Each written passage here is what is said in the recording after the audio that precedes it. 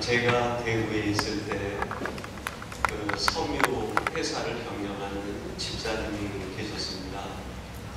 그분이 하시는 공장은 노예에서 실을 뽑아내어 생사를 만들어내는 생사실을 만들어내는 공장을 경영하셨습니다. 제가 대구 영락교에 부임하고 얼마 되지 않아서 그 집사님이 저에게 공장에 와서 한번 예배를 드려주십시오 요청을 했습니다. 그래서 우리 부목사님들과 함께 날을 정해서 예배를 드리기 위해 그 공장을 방문했는데 정문을 들어가고 나니까 정문 앞에 사무실 건물이 옆동에 있고 정면에 큰 2층으로 된 공장 건물이 있었어요. 근데 그 공장 건물 전면에 한문 4글자가 쓰여져 있었는데 한일자, 실사자, 칠 할 때 칠자, 그 다음에 무게 글자가 쓰여 있었습니다. 한목에 읽으면 일사칠근이라고 하는 한문이 새겨져 있었습니다. 저게 무슨 뜻일까 궁금해하면서 그 사무실에 들어가 집사님과 함께 직원들과 함께 예배를 드리고 나서 모창을 하는 시간에 집사님께 물었습니다. 집사님, 그 공장 건물에 147근이라고 쓰여 있는데 저게 무슨 뜻입니까? 했더니 그 집사님이 뜻풀이를 해주시는데 이런 뜻이었습니다. 한 가닥에 실을 뽑아내는데도 7근의 땀이 필요하다. 그 종업원들에게 한 가닥의 실을 뽑아낼 때 내가 할 수 있는 정성을 다하고 최선을 다하라. 그런 의미로 실 하나에도 우리에게 7근의 땀이 필요할 정도로 애정을 쏟자. 우리의 제품이 이런 제품이 되게 하자 하는 뜻으로 사분 비슷하게 써놓은 것이 147근이었다고 합니다. 여러분, 지금은 세상 사람들도 실을 한 가닥 뽑아내는 데에 7근의 땀을 쏟으며 살아가고 있습니다. 어떻게 보면은 잠시 있다 사라지 정말 소홀히 하기 쉬운 실 한 가닥을 뽑아내는데도 7근의 땀을 쏟는다고 하면 나의 영성과 나의 신앙과 내 인생을 위해서는 내가 얼마만큼의 땀을 쏟아야 될까? 하나님께서는 이 땅에 하나님이 가장 사랑하시는 것이 두 가지가 있습니다. 하나는 교회고 하나는 성도입니다. 하나님은 이 땅에 있는 교회와 성도를 너무나 사랑하기 때문에 7근 정도의 땀이 아니라 예수 그리스도의 몸에 있는 모든 피를 우리에게 다 쏟아주신 거예요. 여러분, 내가 여기 있는 것은 7근 정도의 땀 때문이 아니라 예수 그리스도 안에 있는 모든 피를 다 쏟아주셨기 때문에 오늘 내가 구원받은 자로 여기 있게 존재하게 된 거예요. 우리 킹스턴 한인교회가 여기 이렇게 세워진 것은 29년 동안 우리 교회를 위하여 헌신한 많은 재직들과 성도들과 우리 교회를 지나가고 거쳐간 많은 사람들이 있지만 그들의 땀과 눈물도 우리 교회를 위한 밑거름이 되었지만 가장 중요한 밑거름은 예수 그리스도가 킹스턴 한인교회를 위하여 자신의 몸에 있는 피를 다 쏟아주신 거예요. 예수 그리스도의 피가 없이는 내가 있을 수 없고 예수 그리스도의 보혈의 흘림이 없이는 킹스턴 한인교회가 존재할 수 없습니다.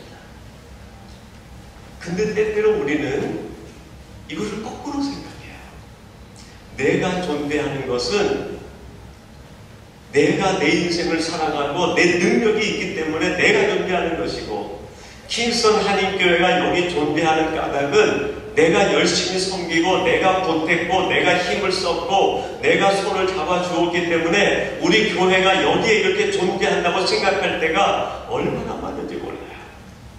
생각하는 것까지는 막을 수 없습니다. 그러나 여러분 그거를 믿지는 마세요. 생각하는 것은 자유입니다. 그러나 내가 손을 하나도 보태기 때문에 교회가 존재하고 내가 내 자신을 위하여 열심히 살았기 때문에 내가 있는 것이 아닙니다. 그것 이전에 예수 그리스도께서 나를 위하여 피 흘려 주셨기 때문에 내가 이렇게 살아있고, 예수 그리스도께서 보혈을 흘려 주셨기 때문에 킹스턴 한인교회가 이 험난한 세계 가운데에서 이 킹스턴에 이렇게 엄연히 존재하여 하나님의 영광스러운 교회로 존재하게 된다. 제가 오래전에 그 러시아를 방문했을 때 그 페테스부르크를 방문했었습니다. 그 페테스부르크에 가니까 세계 3대 성전 중에 하나라고 하는 이삭 성전이 있었어요. 그 이삭 성전은 러시아가 제정시대 때 가장 강력한 군주가 있었던 뾰토르 대제 때 1818년부터 40년 동안 건축된, 그래도 1858년에 완공이 된, 정말 세계 어디에 내놓아도 그 모습의 아름다움이나 우아함이 뒤지지 않는 그런 성전입니다. 그 성전의 높이가 101m 52cm, 그리고 2층으로 되어 있는데 전체가 72개의 돌 기둥이 2층을 떠받치고 있습니다. 돌 기둥 하나하나가 114톤. 저희랑 같이 갔던 선교팀이 손을 잡아서 그 기둥을 맞잡는데 3사람이 맞잡아야 원주를 다 두를 수 있을 정도로 거대한 원통의 원석입니다. 터키와 유럽에서 대리석 원석을 그대로 채취해다가 그곳으로 2층을 쌓아가지고 성전을 지은 거예요. 바닥이며 벽이며 전체가 대리석으로 깔려있는데 한 가지 대리석이 아니라 전 세계에서 나올 수 있는 각종 문양의 각종 색깔의 대리석이 그 성전 가득히 메워져 있는 거예요. 101m 52cm 되는 천장 위에는 옛날 우리 한국 중앙청에 있었던 것처럼 돔으로 되어 있습니다. 근데 그 돔 전체가 밖이 황금으로 덮여 있는 거예요. 그리고 내부에 들어가면 벽면 전체에 벽면이 있는 틈틈마다 모자이크로 된 조각상들이 들어가 있어요. 성경에 나와 있는 12제자, 위대한 성인들, 예수 그리스도, 마리아 등등의 모든 성경의 이야기가 모자이크가 되어 있는데 그 모자이크가 전부 천연 원석을 가지고 색깔을 맞춰서 만든 거예요. 화려하기가 그지가 없습니다. 그 아름다운 이삭 성전에 들어가가지고 중앙에 섰는데 가슴이 울렁울렁 하는 거예요. 얼마나 아름다운지. 근데 그 울렁거림도 잠깐이고 왠지 마음에 공허함이 생겼어요. 그 아름답고 화려한 이삭 성전에 없는 것이 3가지가 있었어요. 첫째는 예배가 없었어요. 관광객들은 넘쳐나는데 예배가 없어요. 두 번째는 기도가 없었어요.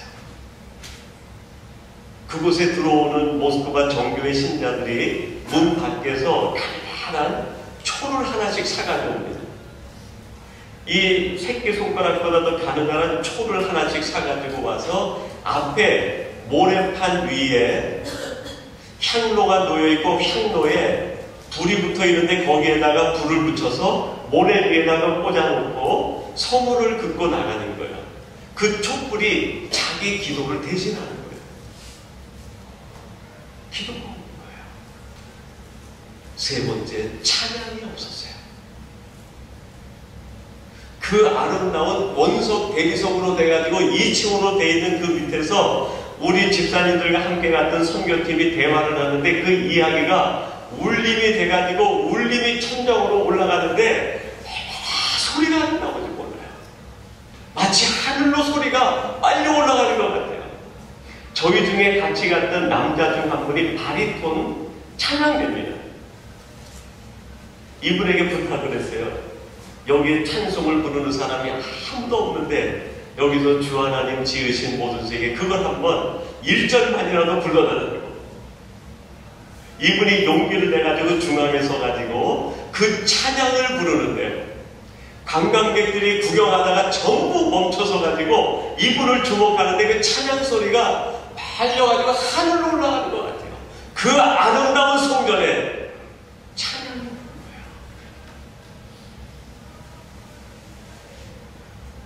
세계 3대 성당 중에 하나라고 여겨지는 이삭 성전이 40년 지어졌지만 죽어있는 교회로 변질되어 있는 걸 보았습니다. 죽어있는 교회. 예수 그리스도께서 교회 하나를 살리기 위하여 자신의 온몸에 피를 쏟아서 내어 주었는데 그래서 생긴 교회가 예배가 없고 기도가 없고 찬양이 없어 죽은 교회가 된 거예요. 무수한 관광객들의 발자국만이 성전을 드나들 뿐이에요. 여러분 지금 제가 얘기 드리는 것은 이삭 성전 얘기가 아닙니다. 내 자신의 얘기예요. 나 하나를 하나님의 성소로 삼기 위해서 예수 그리스도께서 당신의 피를 쏟아 7분의 땀이 아니라 주님 몸 안에 있는 피 한 방울까지 남기지 않고 우리를 위하여 다 쏟아주셔서 우리를 하나님의 성전 삼으시기 위하여 우리를 구원해 주셨는데 내 속에 하나님을 향한 열정적인 예배가 없는 거예요. 교회는 출석합니다. 그러나 하나님을 향한 열정적인 예배가 없는 거예요. 하나님 앞에 드리는 기도가 없습니다. 내 안에 하나님을 향한 사모함으로 나오는 찬양이 없어요. 그렇다고 하면 여러분 나는 존재할지 몰라도 죽어있는 성전일 뿐입니다. 살아있는 하나님의 성소가 아니라 성소라는 이름은 가지고 있지만 죽어있는 성소일 뿐이에요. 수원에 가면은 제암리라는 곳에 한국 기독교 역사에 남아있는 제암리 교회가 있습니다. 이 교회는 일제가 우리 한국을 강점했을 때 1919년 4월 15일에 그 교인들이 그 제암리 교회 안에 일본 순사에 의해서 감금됐다가 불을 지름으로 인해서 그 안에서 나오지 못하고 교인 전체가 순교한 교회로 유명합니다. 1915년 3월 1일 만세운동이 일어나게 되면서 만세운동이 전국을 휩쓸고 지나갑니다. 그때 수원에 있는 바란 그 장단에 모인 사람들이 만세운동이 있었다는 소식을 듣고 장을 보러 나왔던 사람들이 그 장터에서 어디서 꺼내왔는지 모르는데 태극기를 들면서 만세운동을 벌이기 시작합니다. 근데 그 바란 장단에 만세운동을 한 사람들 가운데 누가 일부 소속해 있었냐면 제암리 교회의 성도가 일부 들어가 있었던 거예요. 일반 사람들은 일본 순사가 어떻게 해코지를 할 수 없으니까 표적이 된 것이 제암리 교회 성도들이었어요. 그때 수원에 가난하고 있었던 일본 순사 중위 이름이 아리타 중입니다. 이 아리타 중위가 자기 밑에 있는 순사 11명을 데리고 제암리로 가가지고 제암리 교회 출석하는 성도 15명 전원을 제암리 교회로 소환을 합니다. 무슨 일인지 영문도 모르고 그 교회에 다니는 순박한 성도 15명이 교회로 모였어요. 한 사람 한 사람 치조를 하고 고문을 합니다. 그러는 과정에서 안종후 권사님이라고 계시는데, 이 안종후 권사님이 일본 순사 11명과 제암리교회 성도 15명이 모인 그 자리에서 복음에 대하여 증언을 하고 설명합니다. 예수 그리스도가 나를 구원해 주시고 그분이 나를 하나님의 자녀 삼아 주셨습니다. 내가 하는 것은 예수님을 믿는 이 믿음밖에 모릅니다. 이 말에 분노한 아린다 중위와 일본 순사가 제암리교회 성도들 15명을 교회 본당에다 가다 두고 밖으로 나와 밖에서 문을 잠깁니다.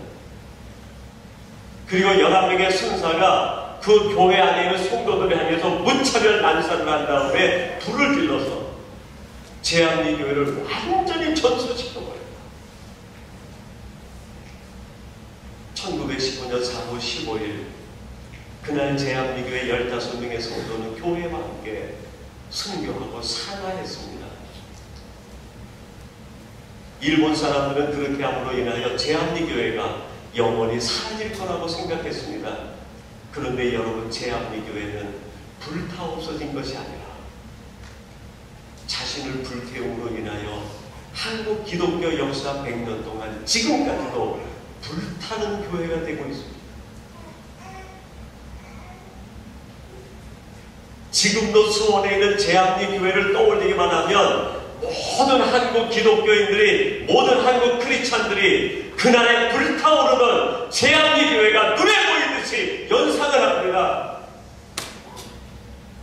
여러분, 한국 교회사의 자랑일 뿐 아니라 전 세계 교회 자랑이 수원 제암리교회가 그날 산화한 그 사진입니다. 철로 역정을 쓴 점 번연이 있습니다. 이 점 번연이 철로 역정에서 그런 말을 합니다. 성도는 불타는 집이다. 여러분, 성도는 불이 타야 됩니다. 좀 번연이 철로 역정에서 말한 불타는 집이라는 것은 이런 의미가 담겨 있습니다. 세상 전체가 어둠과 흑암으로 가득 차 있는데 누군가 불타지 아니하면, 누군가 빛을 내지 아니하면 어두운 세상에서 길이 어딘지 방향이 어딘지 그걸 분별할 수 없기 때문에 누군가는 빛이 돼야, 누군가는 불이 타야 길이 방향을 잡을 수 있다. 이 세상에 유일하게 길과 방향을 세워줄 수 있는 사람들이 누군가? 성도라는 겁니다. 그냥 성도가 아니라 자신을 불태우는 성도가 어두운 세상의 길잡이가 되고 어두운 세상의 방향을 잡아주는 방향타가 된다는 겁니다. 사랑하는 성도 여러분, 하나님께서 왜 우리를 이 세상에 보내셨을까요? 하나님께서 왜 우리를 킹스턴에 보내시고, 하나님을 왜 우리를 캐나다에 보내주시고, 왜 우리를 이 땅에 지금 살게 하셨을까요? 이 땅이 너무나 어둡기 때문입니다. 이 땅이 너무나 흑암이 가득하기 때문에 이 땅을 살아가는 수많은 사람들이 길을 잃었기 때문에, 방향을 잃었기 때문에 너는 세상에서 불타는 집이 되어 길 잃은 사람들, 방향 잃은 사람들에게 이정표가 되라. 불타는 집이 되라고 우리를 세상에 보내신 거예요. 여러분, 교회가 예수 그리스도로 불타지 아니하면 세상에 이정표 노릇을 할 수 없습니다. 성도가 예수님으로 인하여, 말씀으로 인하여, 성령으로 인하여 불타지 아니하면 어두운 세상에서 어둠을 이겨낼 수 있는 방향을 가르쳐주는 사람이 될 수가 없습니다. 좀 번연히 애타게 성도들은 불타는 집이 되어야 된다고, 제암리교회는 자신들이 의지하고 결정한 것은 아니지만 악한 무리들에 의하여 그 교회가 불타오를 때에 그들은 세상의 방향타가 될 수 있었고 이정표가 될 수 있었습니다.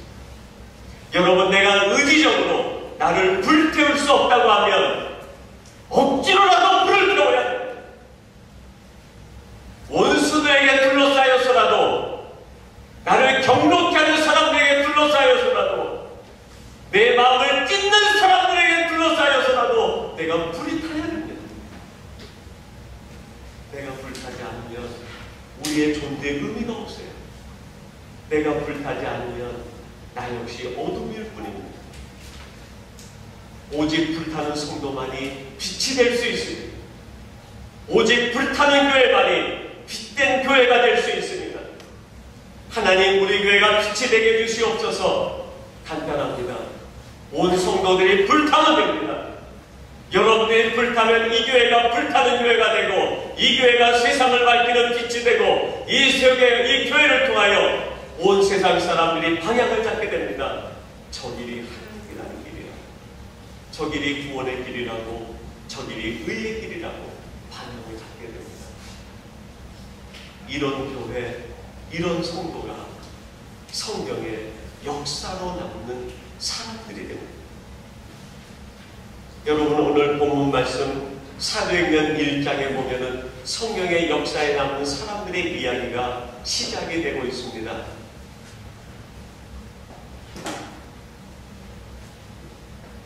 성경의 역사로 남는 사람들은 어떤 사람인가? 다른 말로 얘기하면 서론에 말했듯이 불타는 사람, 불타는 교회가 되려면 어떤 사람, 어떤 교회가 되어야 되는가 하는 질문이고, 거기에 대한 답을 오늘 말씀을 의지해서 세 가지로 작은 제목으로 말씀을 드리려고 합니다. 첫째는 실전의 사람이 되어야 됩니다. 실전의 사람. 사도행전 오늘 보면 1장 1절에 보면 첫 번째 단어, 두 번째 단어가 이렇게 시작이 됩니다. 데오빌로요, 내가 먼저 쓴 글에는, 그렇게 돼 있어요. 이 사도행전은 누가라는 의사에 의해서 집필이 되었습니다. 근데 누가는 두 권의 책을 씁니다. 하나는 복음서 중에 누가복음을 쓰게 되고, 후편으로 쓴 것이 사도행전입니다. 그러니까 내가 먼저 쓴 글에는, 이 말은 누가복음을 말하는 거예요. 누가복음을 말할 때 누가복음은 어떤 교회고 어떤 성도들이 모인 것인가 하는 것을 얘기하고 싶은 것이 누가복음의 내용입니다. 근데 누가복음 24장 마지막 절인 53절에 보면 누가복음 공동체를 이렇게 정의를 합니다. 늘 성전에 있어 하나님을 찬양하니라. 모이는 교회가 누가복음적 교회예요. 그들은 늘 성전에 모여서 찬양하고 떡을 떼고 교제하고 친교하며 양육받고 교육받고 말씀으로 은혜를 나누고 서로가 하나 된 걸 경험하는 모이는 교회의 전형이 누가복음적 교회입니다. 누가복음적 교회가 있는가 하면, 내가 먼저 쓴 글에는 모이는 교회, 누가복음적 교회를 얘기했는데, 지금 내가 쓰려고 하는 사도행전은 그것과 다른 모습을 가지고 있는 교회를 내가 또 소개하려고 합니다라는 말이 암묵적으로 들어가 있어요. 내가 먼저 쓴 글에는 누가복음 공동체는, 누가복음 교회 성도는 이런 사람들인데, 앞으로 내가 당신께 써서 들려줄 사도행전적 교회는 이런 교회, 이런 성도들입니다 라는 뜻이, 그거를 우리가 한마디로 어디서 힌트를 얻을 수 있는가? 사도행전 1장 8절에 이렇게 말합니다. 오직 성령이 너희에게 임하시면 너희가 권능을 받고 예루살렘과 유대와 사마리아 땅끝까지 이르러 내 증인이 되리라. 여러분, 이 말씀을 통해서 보면 사도행전적 교회는 흩어지는 교회입니다. 증인의 교회예요. 자신의 삶의 자리에서 복음을 드러내고, 내가 있는 곳에서 하나님의 나라를 선포하고, 내가 있는 곳에서 하나님의 살아계심을 증언하는 교회, 흩어지는 교회입니다.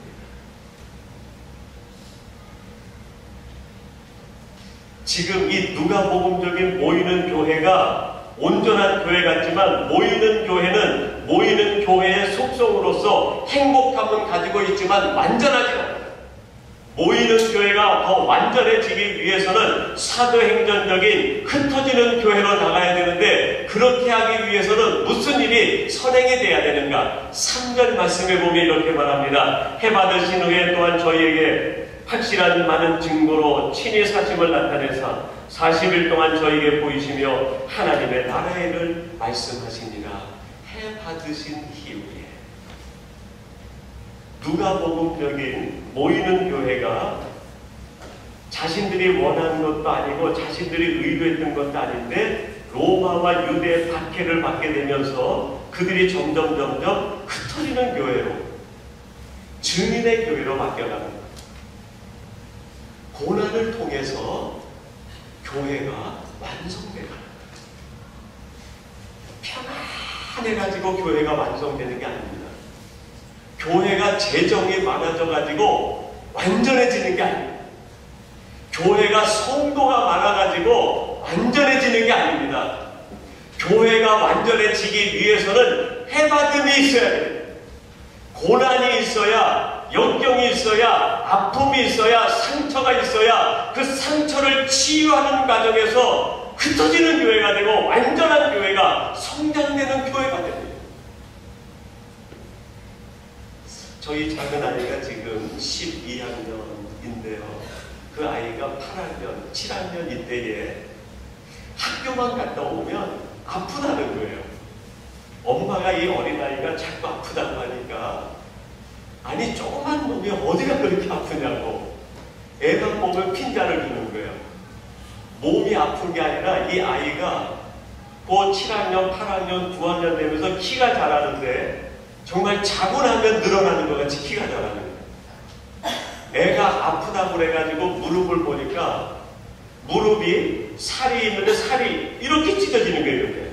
얼마나 빨리 자라는지 살이 이렇게 찢어지면서 키가 자라는 거예요. 성장하기 위해서는 성장통이 필요한 거예요. 지금 이 누가복음적 교회, 모이는 교회, 행복한 교회, 사귐과 친교와 화목과 자신들만의 기쁨과 행복이 가득했던 교회가 영원히 머물러 있기를 원치 않은 하나님이 사도행전적 교회, 흩어지는 교회, 증인의 교회, 자신의 삶의 자리에서 복음을 증거하는 능력 있는 성도, 능력 있는 교회가 되기 위하여 하나님이 하신 일이 뭔가? 해받음을 주는 거예요. 유대로부터 로마로부터 심한 고난을 받습니다. 핍박을 받습니다. 고통을 받습니다. 그러면서 그들이 예루살렘에서 유대로 사마리아로 땅끝까지 흩어지는 증인 공동체가 됩니다. 고난을 통해서 편했던 성도가 실전에 강한 성도가 돼요. 제가 그 중학교, 고등학교 때 제 나름대로 우상이 있었어요. 그 우상은 누구냐면 중국의 최고의 액션 스타인 이소룡. 그때 떴던 영화가 뭐냐면 정무문이라는 영화가 있어요. 아마 여기 어르신들은 대부분 다 아실 텐데 우리 학생들은 되게 알지 모르겠어요. 정무문이라는 영화가 그때 우리 중학교, 고등학교 다니는 학생들에게는 우상과 같은 영화고 이소룡은 닮고 싶은 사람 중에 하나인 거예요. 그 영화에서 이소룡이 손을 이렇게 들고 코를 갖다 딱 때리면서 아유 한다면 그때 저희들이 학교에서 남자들이 만나면 인사가 그겁니다. 서로 만나면 아유 제가 하니까 뭐 원숭이 소리가 나는데 이소룡이 하면 진짜 멋있습니다.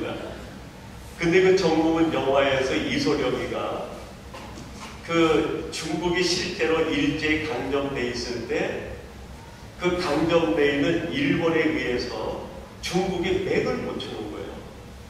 민족성과 정신적으로 심리적으로 가장 바닥을 치고 있는 이 중국 사람들의 민족 정신을 일깨워주고 자긍심을 심어준 것이 바로 이 정무문 이소룡입니다. 일제가 중국을 강점하고 있을 때 일본에게는 가나데라 유도라고 하는 국기가 있었는데 중국에도 나름대로 수천 년간 내려오는 국기가 있었어요. 소림사의 풍우가 있었고 그 다음에 수많은 헌법들이 있습니다.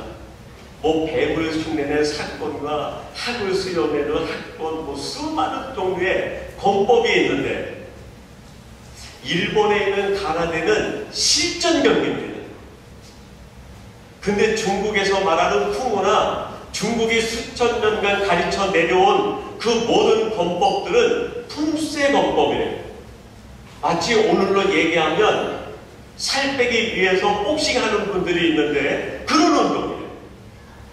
요가와 같은 것이 중국의 범법입니다. 실전 능력이 없는 거예요. 실전 능력이 없는 수천 년간 내려온 중국의 범법이 일본의 범법을 이겨내지 못합니다. 근데 정보문의 수하에 있었던 이소룡이 실전 범법을 배워요. 폼새는 짧게 만들고 상대방의 약점을 짧게 치고 들어가서 한 번에 격파해내고 한 번에 승부를 내는 이 정보문의 범법으로 이소룡이가 전 세계에 있는 무수인들을 한 사람 한 사람 물리칩니다. 그리고 맨 마지막에 클라이맥스가 뭡니까? 일본 가나대 최고의 명예자인 일본 주둔자인 그 중이하고 단독으로 대결을 합니다. 그 전에 이미 이소룡은 일본 졸개들하고 수없이 싸워가지고 망신창이가 되어 있습니다. 일어날 기력도 없는 사람에게 생생한 일본 가나대 최고의 명수가 이소룡과 싸우게 된 거예요. 여러분 겉으로 보면은 이소룡이가 지는 겁니다. 근데 이소룡은 질 수가 없었어요. 왜요? 자기는 지금 자기 개인의 싸움이 아니라 중국의 자존심을 걸고 싸우는 거기 때문입니다. 자기가 지는 것은 이소룡이 지는 것이 아니라 중국 대륙이 일본에 무릎 꿇는다는 걸 알기 때문에 자기 뼈마디가 부서져도 온몸이 찢어져서 피투성이게 되어도 쓰러지지 않는 거예요. 마침내 이소룡이가 어찌게 합니까? 일본 가나대 최고의 명수인 그 일본 장교를 단숨에 격파를 시킵니다.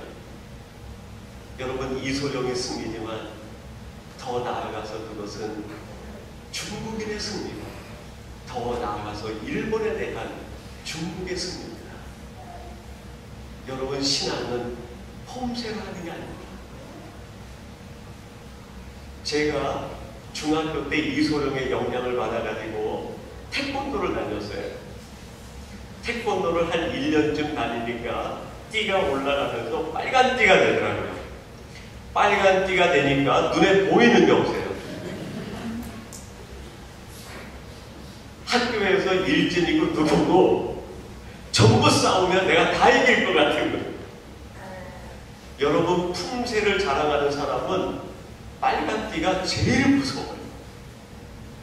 검은 띠 정도 되면 싸움을 알기 때문에 무술을 알기 때문에 잔잔해집니다. 말이 없어져요. 건방지지가 않습니다. 차분해집니다.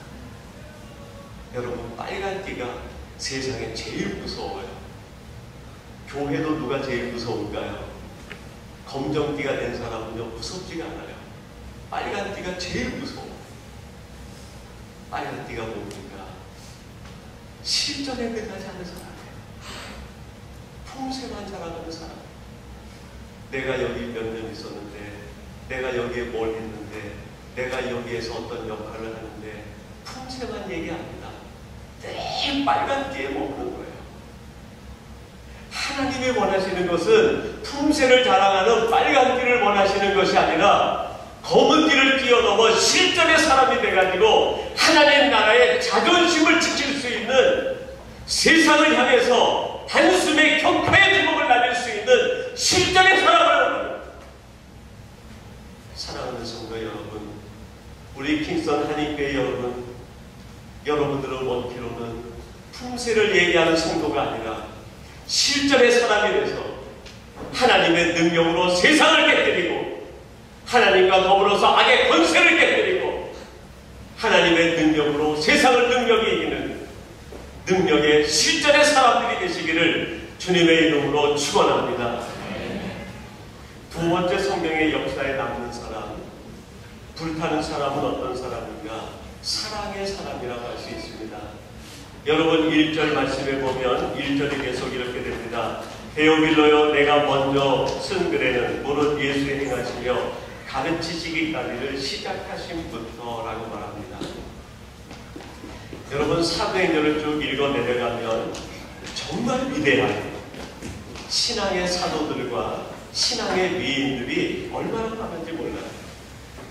사도행전 첫 장을 열게 되면 베드로가 나오고 12사도들이 나오고 그들과 더불어 함께하는 바나바가 나오고 브리스길라와 아굴라가 나오고 이어서 이방인의 사도가 되는 사도 바울이 나오고 그와 함께 온 세계를 다니면서 복음을 전하는 실라와 디모데, 디도 위대한 사람들이 줄을 쭉 지어서 나옵니다.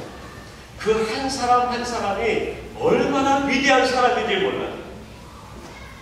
근데 사도행전 1장 1절에 보면은 베드로를 위시한 이 위대한 사도들의 역사를 행진을 역사의 이야기를 하기 전에 감추어진 두 사람이 나옵니다.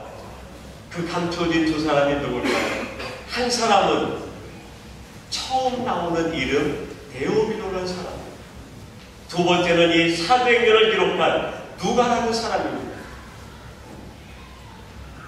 여러분이 데오빌로라고 사도행전을 기록해가지고 누가가 데오빌로에게 헌정하는 것처럼 형식으로 되어 있는데 성경학자들은 이 데오빌로가 정확히 누구인지를 아직까지도 밝혀내지를 못하고 있습니다. 로마의 관원 중에 당시 지역의 총독으로 와 있는 사람인데 그 사람의 이름이 데오빌로인 거예요. 데오빌로는 헬라어 두 개가 합성이 돼서 만들어진 이름입니다.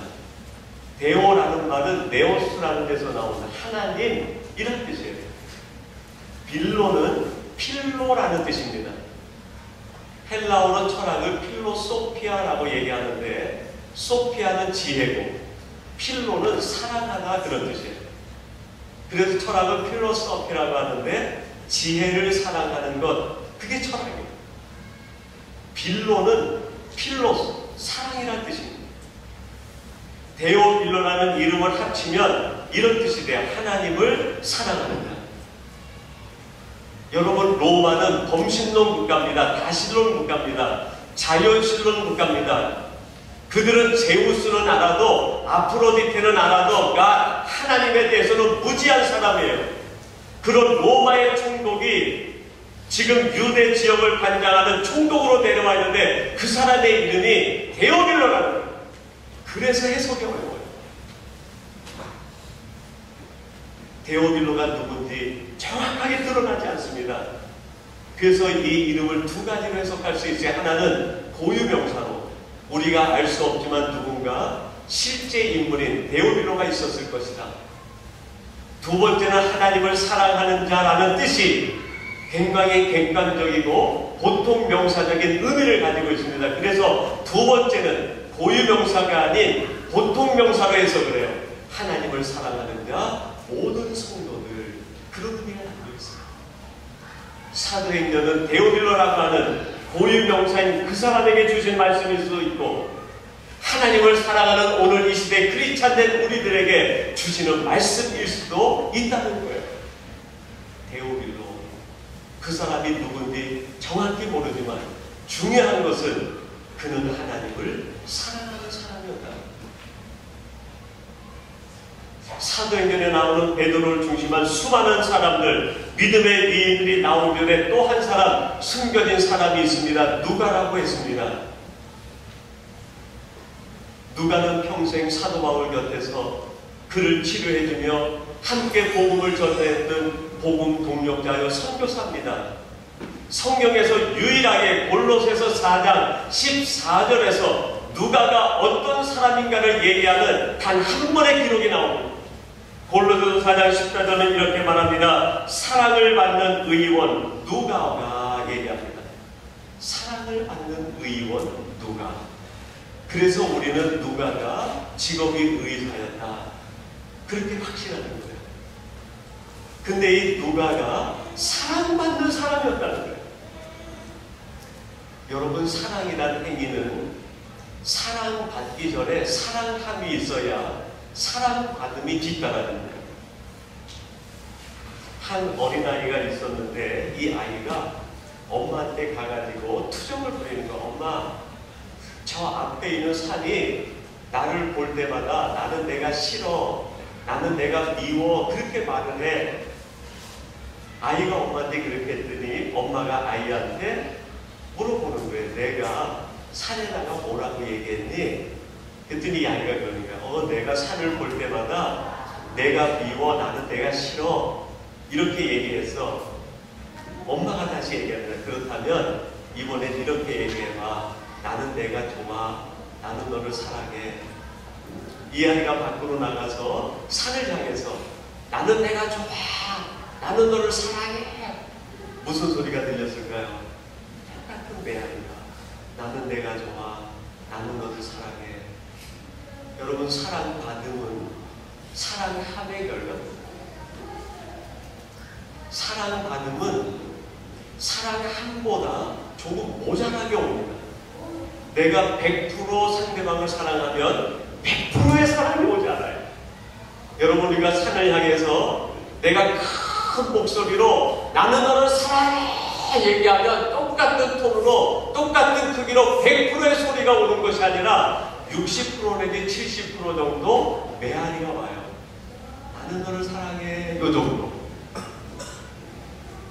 여러분, 내가 상대를 100% 사랑하면 100% 사랑이 온다고 생각하면 사랑에 실패합니다.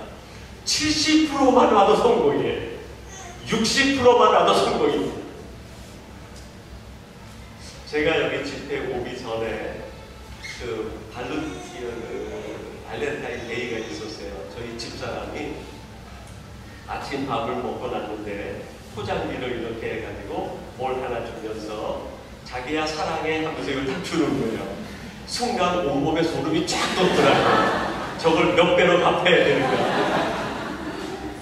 뜯어보니까 이렇게 금딱지로 씌어져 있는 초콜릿 5개 들어가 있는 거예요.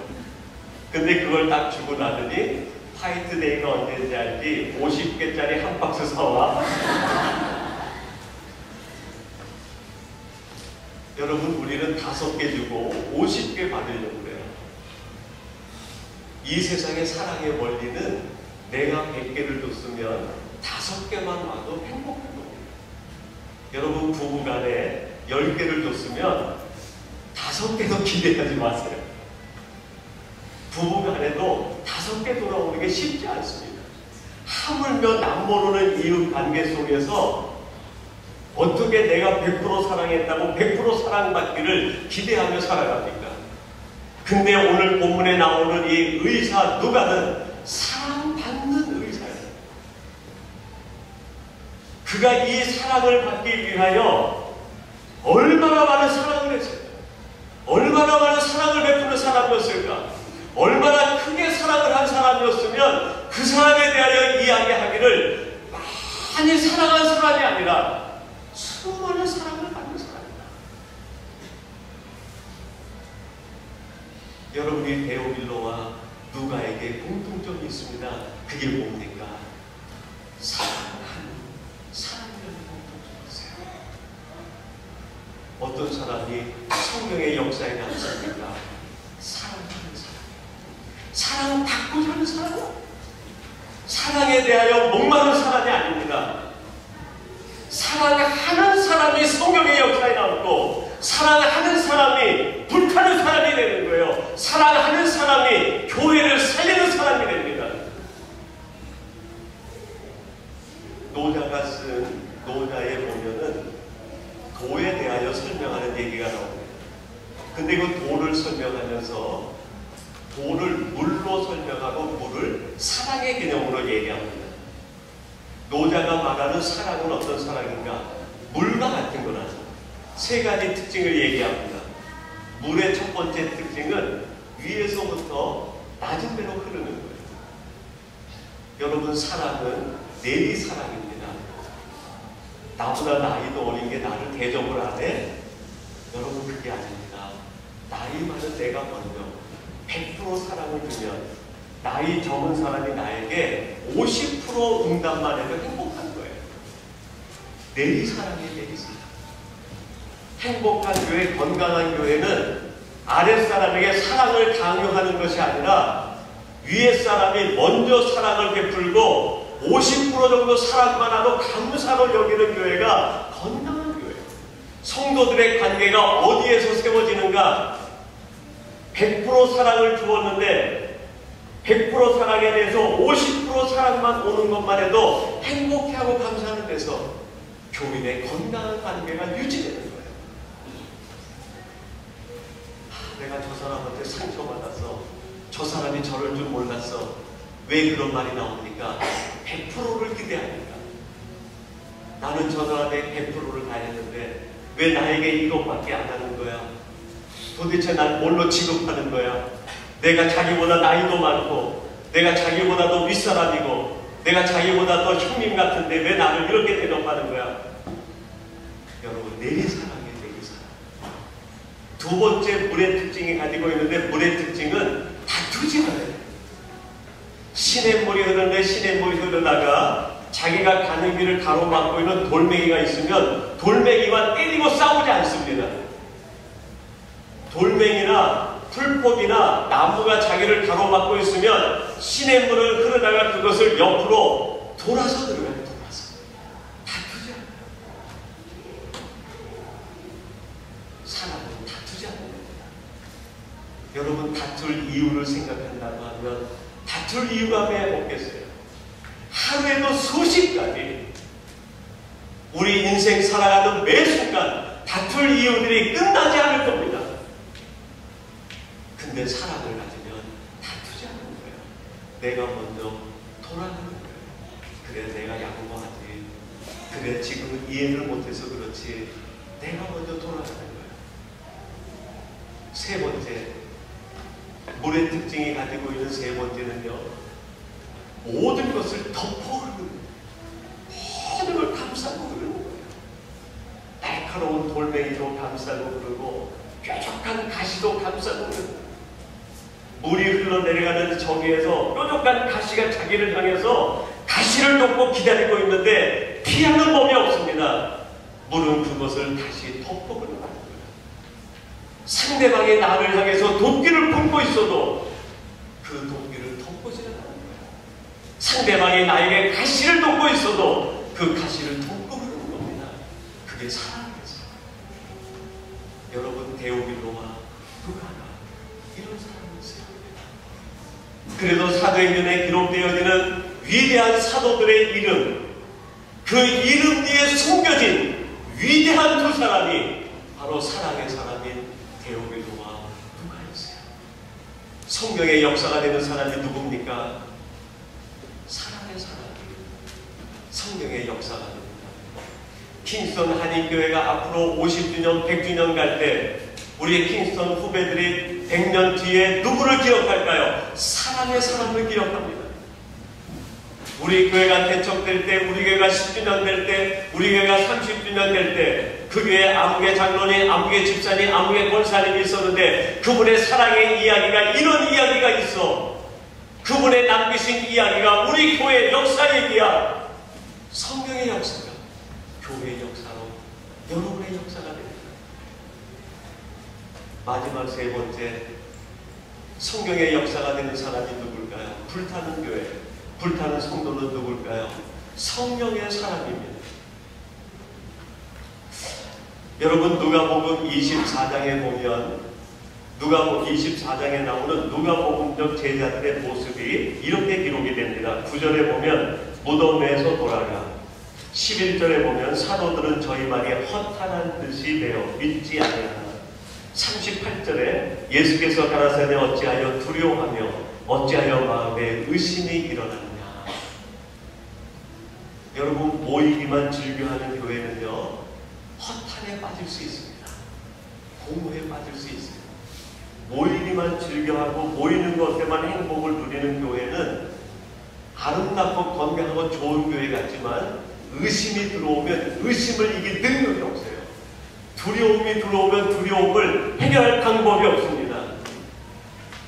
근데 이 누가복음 공동체, 허탄하고 두렵고 의심과 의지할 것 없고 약했던 이 교회가 누가복음 24장에 모여있는 제자들의 공동체 이들이 사도행전으로 들어가면 어떤 사람으로 바뀝니까? 사도행전 1장 13절 14절에 이렇게 말합니다. 들어가 저희가 요한의 다락에 올라가니 베드로, 요한, 야고보, 안드레, 빌립, 도마, 바돌로메, 마테오 및 알페 아들 야고보, 셀로니, 시돈, 야곱의 아들 유다가 다 거기 있어 여자들과 예수의 모친 마리아와 예수의 아우들로 더불어 마음을 같이하여 전혀 기도에 힘쓰니라. 능력의 사람으로 바뀌어 있는 거예요.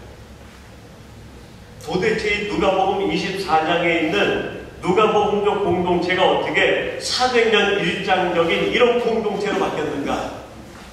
한 가지가 지나갔어요. 그게 뭡니까?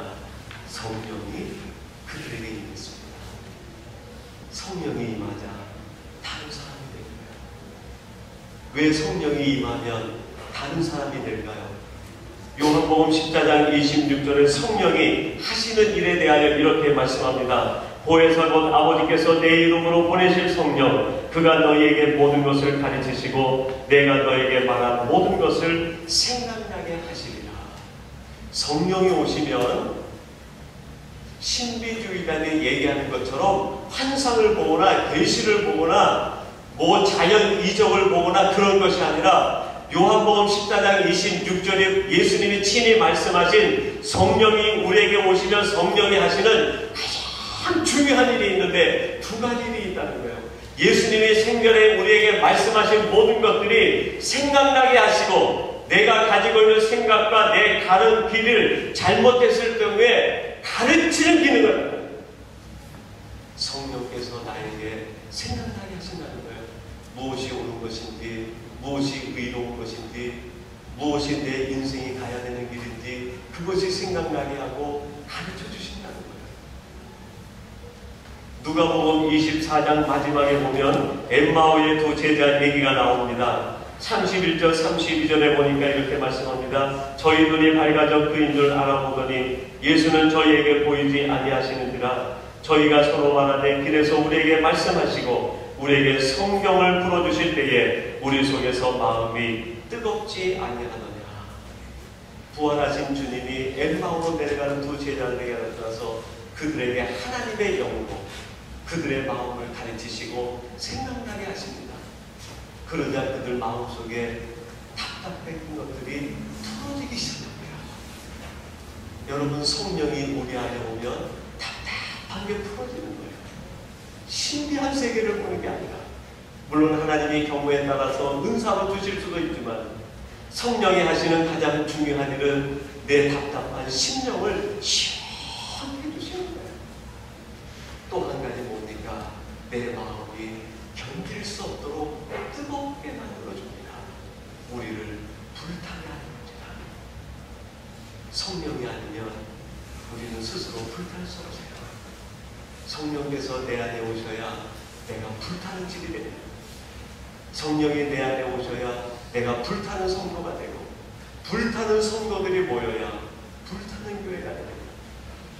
우리가 불타는 교회가 될 때 비로소 온 어두운 사람들에게 예수 그리스도 나가는 길이 어딘지, 진리의 길이 어딘지 비로소 방향타가 되고 이정표가 될 수 있습니다. 사랑하는 성도 여러분, 신앙생활은 품새로 하는 게 아닙니다. 빨간 띠까지 닦다고 신앙생활에 자족하는 게 아닙니다. 신앙생활은 고난 속에서 실전으로 배우는 거예요. 어떻게 악을 이기는지, 어떻게 세상을 이기는지 실전의 사람이 돼야 돼요. 성경의 역사에 남는 사람은 사랑의 사람만 남았습니다. 내가 사랑을 받는 것은 내가 사랑한 것에 대한 피드백이 돌아오는 거예요. 내가 사랑한 것이 없이는 사랑도 돌아오지 않습니다. 여러분, 성경의 역사가 되는 사람은 내 힘, 내 의지로 되는 것이 아니라 나를 불타게 만드시는, 내 속에 있는 의문을 풀어주시고 나를 뜨겁게 만들어주시는 성령이 내 안에 오셔야 비로소 내가 불타는 성도가 될 수 있습니다. 우리 킹스턴 한인교회 여러분들이 불타는 성도가 되시고 우리 교회가 불타는 교회가 돼요. 캐나다뿐 아니라 킹스턴뿐 아니라 세계 열방에 예수 그리스도를 가리키는 구원의 길을 가리키는 이정표가 되는 하나님의 불타는 교회, 불타는 성도들이 되시기를 주님의 이름으로 축원합니다. 우리 같이 기도하겠습니다. 하나님 아버지, 저희들이 세상에서 예수를 믿었다고 하는 폰만으로 살아가는